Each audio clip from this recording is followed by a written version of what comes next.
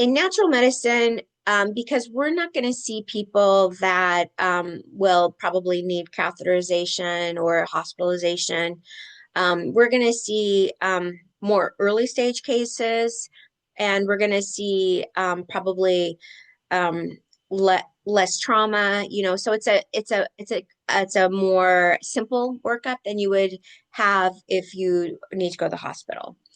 So definitely, like if you have an infection with a fever and stuff like that, that's something that we wouldn't see. You would have to go to the hospital for that because with the kind of profile that we're talking about, that can lead to sepsis. And so that's going to need some serious care in the hospital. So we're not seeing that kind of thing. We're gonna see more things that are, not trauma related, not surgery related, stuff like that.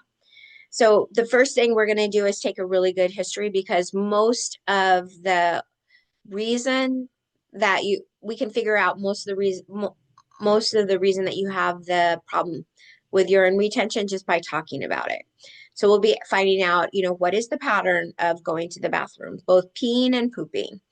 Um, and do you have a history of trauma? Do you have a history of disease? So like if let's say if you have diabetes, let's say an advanced uncontrolled diabetes, then that's probably neurologic. And so that's probably like too advanced to be able to address with manual hands-on therapy and herbs. So that's something that probably will need more intervention than we can give in natural medicine.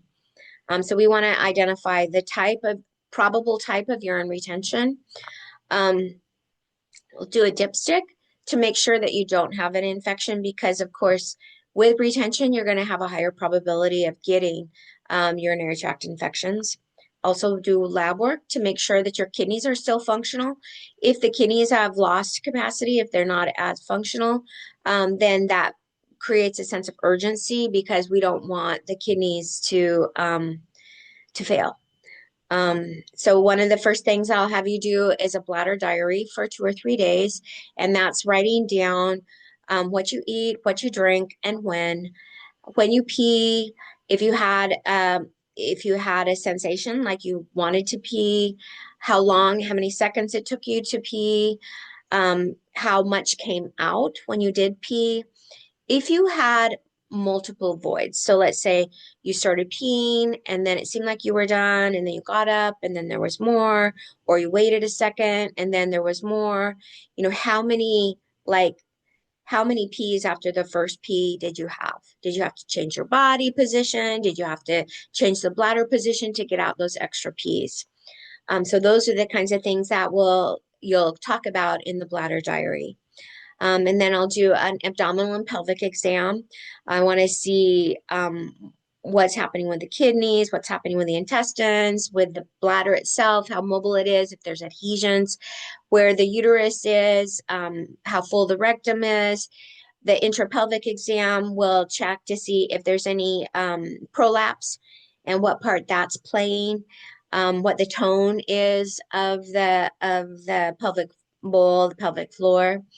And then if indicated, then we'll refer out for post-void residual urine volume testing with an ultrasound. If it seems like there's a neurologic etiology, then we can refer out for urodynamics, or checking the pressure flow, checking the innervation of the muscles. Probably you would be seeing like a urogynecologist at that point. I would probably refer out for all those things to a urogynecologist, and probably transfer primary care to them, and then supportive care from me. So this is an example of the daily voiding log that you would be given. You could even do it now, and just see, where am I at? What is this looking like?